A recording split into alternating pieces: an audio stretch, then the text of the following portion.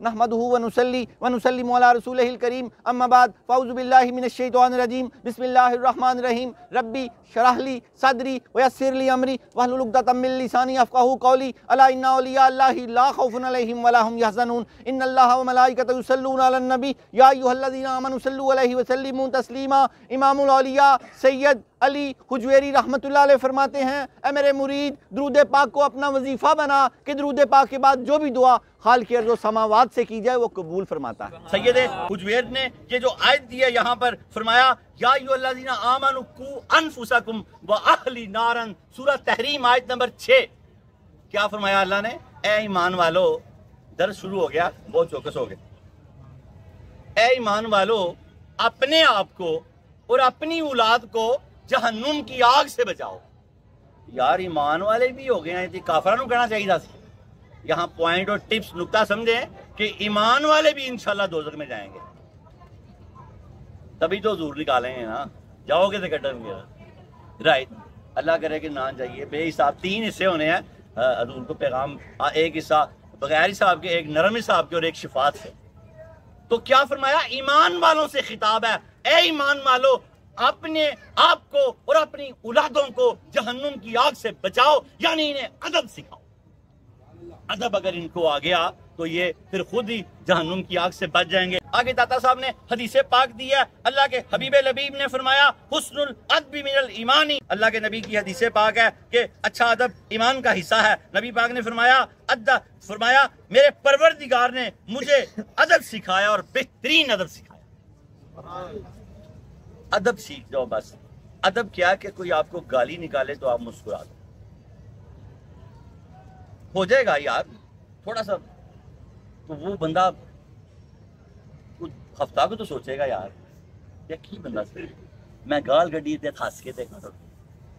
जब तक हज़रत अबू बकर सिद्दीक सुनते रहे, हजूर खड़े रहे, जब सुनना बंद कर दिया हजूर चल पड़े। फिर मैं फरिश्ता तेरी तरफ से मुकर्रर था, तू की गाल करना हो 10 काटदा वैसे। तो इसलिए ये कोशिश करो यार, हो जाएगा। प्रैक्टिस, बंदा प्रैक्टिस करता करता परफेक्ट हो जाता है। आज की गाली में थोड़ा सा गुस्सा आएगा, फिर एक दिन हासा भी आएगा, फिर हासा भी आएगा। अदब के बड़े तकाजे हैं। दाता साहब ने आगे बड़ा डीपली बताया, हदीसे पाक भी होगी। आगे सैयद हुजवेर की गुफ्तगू जो आप हमें चंद लेने देना चाह रहे हैं, टिप्स पे एक एक लाइन ले लें। अल्लाह की कसम मेरे समेत अगर कोई आज बादब ना हुआ तो बेमुराद हो गया, बेमुराद हो गया। इससे आगे कहां से मुर्शद लाओगे? बस अल्लाह और उसके रसूल का अदब जान जाओ। दाता साहब फरमा रहे हैं, फिर तुम कभी शरीयत की नापासदारी नहीं करोगे, क्योंकि जब तुम्हें अदब आ जाएगा तो मोहब्बत आ जाएगी। जब अदब आता है तो मोहब्बत आप ही आ जाती है।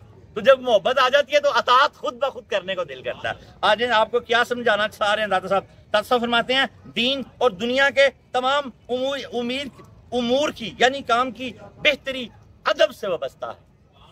दीन और दुनिया के जितने भी काम हैं उनकी बेहतरी अगर वो कोई बंदा चाहता है कि बेहतरीन तरीके से करे, तो दाता साहब फरमाते हैं वो बाअदब हो जाए, उसकी दुनिया भी संवर जाएगी, उसका दीन भी संवर जाएगा। अगला जुमला फरमा रहे हैं कि लोगों के मुकामात के इख्तलाफ के एतबार से हर मुकाम और हर किस्म के लोगों के लिए अदब एक दूसरे से मुख्तलिफ होता है। आपने फरमाया तमाम इंसान ख्वाह वो काफिर हों या मुसलमान हों या तौहीद के कायल हों या ना हों, सही उल अकीदा मुसलमान हों या बिदती हों, इन सब का इस बात पर इत्तफाक है कि जुमला मामलात में अदब का उम्दा होना बेहतरीन चीज है। दाता साहब फरमाते हैं पूरी दुनिया के हर तरह के मज़ाहिब के लोगों ने मुतफिका फैसला कर लिया कि अदब एक बेहतरीन चीज है, चाहे वो काफिर भी क्यों ना हो। काफिर देखो ना इन्हीं चीजों से हमसे आगे गए हैं। आगे दाता साहब फरमा रहे हैं कि इन सब का इस बात पर इत्तफाक है कि जुमला मामलात में अदब का उम्दा होना बेहतरीन चीज है। दुनिया में कोई भी रस्म व रिवाज अदब के बगैर साबित नहीं हो सकता और लोगों में अदब ही मोहब्बत की हिफाजत का जरिया है। दाता साहब फरमा रहे हैं कि दुनिया में कोई भी काम अदब के बगैर नहीं हो सकता और दुनिया में ये जो एक मोहब्बत का रिश्ता हमारे अंदर कायम है ना, ये अदब की वजह से ही कायम है। अगर हम बेअदब हो जाएं, गुस्ताख एक दूसरे के हो जाएं, तो शायद दोबारा मिले भी नहीं एक दूसरे के। ये आस्थाने पे ही ना आए कोई बाबा जी गाला काट दें या मन टाइम ही नहीं देंगे। अदब क्या? मुरव्वत है, अदब मोहब्बत है। क्या फरमाया दाता साहब ने कि इसके बगैर मोहब्बत, अदब जो है ये मोहब्बत के साथ जुड़ा हुआ है। اگر ادب نہیں ہے تو بندہ جھوٹ بول رہا ہے، کوئی اس کو محبت نہیں ہے، کوئی محبت نہیں ہے۔ دادا صاحب فرماتے ہیں جبکہ دین میں اللہ اور اس کے رسول کی محبت، سنت کی اتباع، حفاظت، دنیا میں عزت و احترام سب ادب کے ساتھ جڑے ہوئے ہیں۔ آپ فرماتے ہیں کہ ادب والا ہوگا تو محبت والا بھی ہوگا، ادب والا ہوگا تو محبت والا بھی ہوگا، اور محبت والا ہوگا تو دین و دنیا میں کامیاب و کامران ہوگا، کامیاب اور کامران ہوگا۔ داتا صاحب ہمیں ادب سکھانا چاہ رہے ہیں۔ بس آخری لائن ہے، اور کیا فرمایا آپ نے کہ اس کی وجہ یہ ہے، یہ تینوں چیزیں ایک دوسرے کے ساتھ منسلک ہوتی ہیں۔ جس وقت مروت، ادب ختم ہو جائے تو مروت، محبت خود بخود ختم ہو جاتی ہے۔ داتا صاحب فرماتے ہیں جس شخص میں مروت یعنی ادب موجود نہیں، وہ سنت کا پیروکار نہیں ہو سکتا، اللہ اور اس کے رسول سے اس کو کبھی محبت نہیں ہو سکتی اگر ان کو اللہ اور اس کے رسول کا ادب نہیں۔ پہلے ادب پیدا ہوتا ہے، پھر مروت پیدا ہوتی ہے، پھر اطاعت کرتا ہے بندہ۔